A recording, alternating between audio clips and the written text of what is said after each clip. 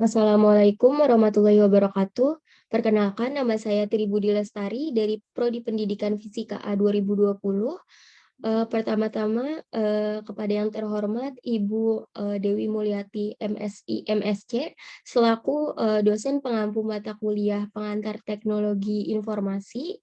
Pada kesempatan kali ini saya akan memaparkan hasil survei saya mengenai jumlah kasus COVID-19 di Indonesia selama bulan Februari tahun 2021. Baik, kita mulai ke pembahasan yang pertama. Boleh di next.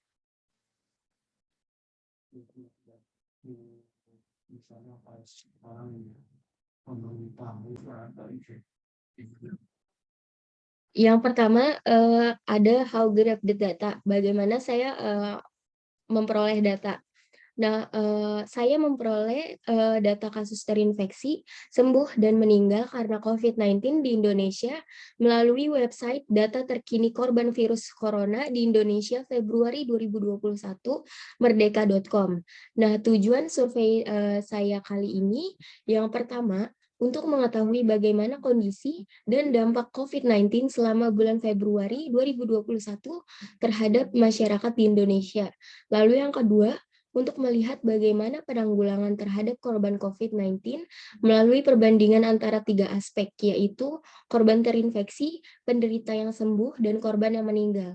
Sehingga dari data ini dapat menjadi sebuah peringatan terhadap masyarakat Indonesia untuk selalu menjaga kesehatan dan selalu menerapkan protokol kesehatan dimanapun dan kapanpun. Oke, boleh di next.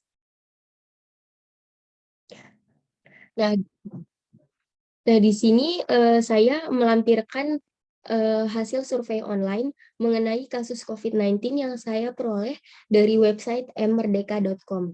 Dari website ini, kasus terinfeksi, pasien sembuh, dan korban meninggal didata per hari selama bulan Februari 2021, dari tanggal 1 sampai 28 atau dalam kurun waktu 1 bulan penuh. Oke, boleh di next. Nah,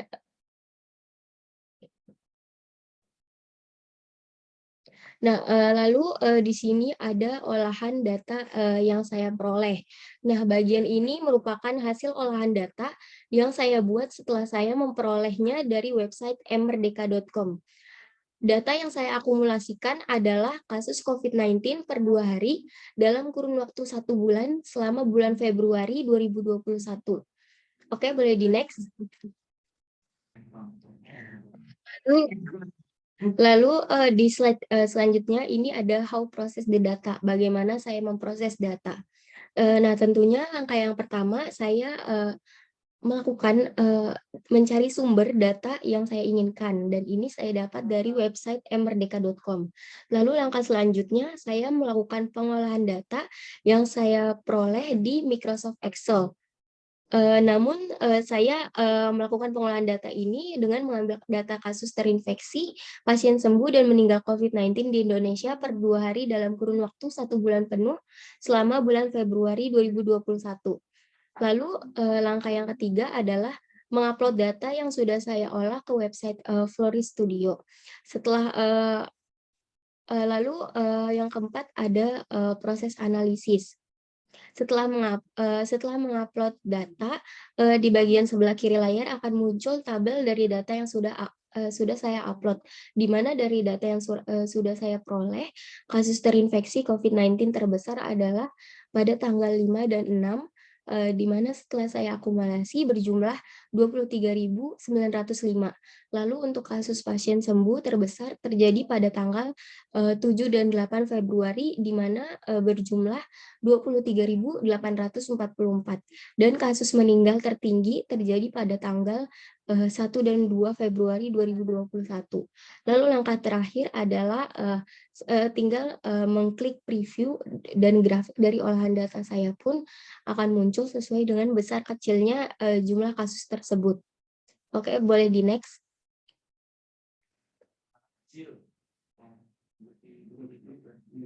Nah, ini merupakan gambaran langkah-langkah yang sudah saya jelaskan tadi. Oke, boleh di next.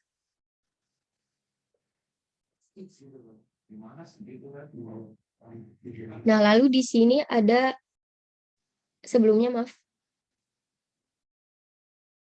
Nah, lalu di sini ada how present the data. Yang pertama, saya memposisikan diri sebagai CEO perusahaan healthcare yang berpendapat bahwa kasus COVID-19 masih menjadi masalah yang cukup besar karena masyarakat Indonesia masih kurang kesadarannya akan pentingnya protokol kesehatan. Lalu yang ketiga, target saya pada kali ini adalah masyarakat umum yang banyak berkegiatan di luar rumah hingga berkerumun dalam satu tempat yang sama seperti pegawai kantor, pedagang, dan lain-lain yang tingkat kemungkinan tertular virus COVID-19-nya cukup tinggi. Lalu yang ketiga ada parameter keberhasilan, di mana parameter keberhasilan saya adalah ketika masyarakat umum mulai menyadari betapa pentingnya untuk selalu mencuci tangan dengan sabun cuci tangan yang telah teruji sehingga dapat mencegah dan menghilangkan kuman serta virus. Selain itu, masyarakat juga merasakan dampak yang ditimbulkan setelah rajin menggunakan produk sabun cuci tangan yang saya promosikan. Oke, boleh di next. Melihat angka kasus COVID-19 yang tidak ada habisnya, membuat saya berinovasi untuk menciptakan suatu produk yang memiliki potensi untuk menjaga kita dari virus COVID-19. Izinkan saya untuk menyampaikannya. Nah, di sini produk yang saya ciptakan adalah Lifebuoy sabun cuci tangan total 10, di mana keunggulan utamanya adalah sifat antibakterinya. Sabun cuci tangan ini dirancang dengan teknologi Active Silver plus formula. Sabun cuci tangan ini mampu membasmi 10 kuman penyebab masalah kesehatan yang telah berevolusi dengan cepat. Total 10 juga jadi rekomendasi karena bisa membunuh kuman 10 kali lebih cepat dibandingkan sabun cuci tangan biasa. Sabun cair Lifebuoy Total 10 ini mengandung bahan baku yang sudah dipatenkan. Active Silver Formula bersamaan dengan timol aktif yang diketahui akan kekuatannya sebagai antiseptik alami. Selain itu, busa lembutnya menggapai hingga ke pori-pori, membersihkan secara mendalam, dan menghilangkan kuman yang dapat menyebabkan 10 jenis infeksi kulit dan meninggalkan kulit Anda dalam keadaan bersih dan segar. Oke, boleh di next. Nah, kesimpulan dari survei saya kali ini adalah berdasarkan pendataan dan analisis saya dapat disimpulkan bahwa kasus terinfeksi COVID-19 selama bulan Februari 2021 dominan menurun dan berbanding terbalik dengan pasien yang sembuh karena pasien yang sembuh dominan naik.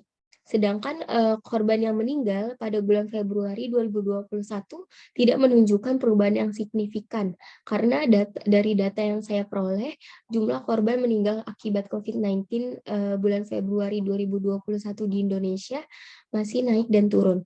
Maka dari itu diperlukan kesadaran penuh dari masyarakat untuk selalu menjaga protokol kesehatan, menjaga pola makan, dan kebiasaan untuk berolahraga agar tubuh kita memiliki autoimun yang bagus demi menghindari virus COVID-19. Nah, segitu saja yang dapat saya sampaikan. Namun terlepas dari promosi yang saya lakukan, tak cukup hanya sekadar mencuci tangan saja. Kita tidak boleh lupa untuk selalu memakai masker, menjaga jarak, dan tidak boleh berkerumun. Kurang lebihnya mohon dimaafkan. Wassalamualaikum warahmatullahi wabarakatuh.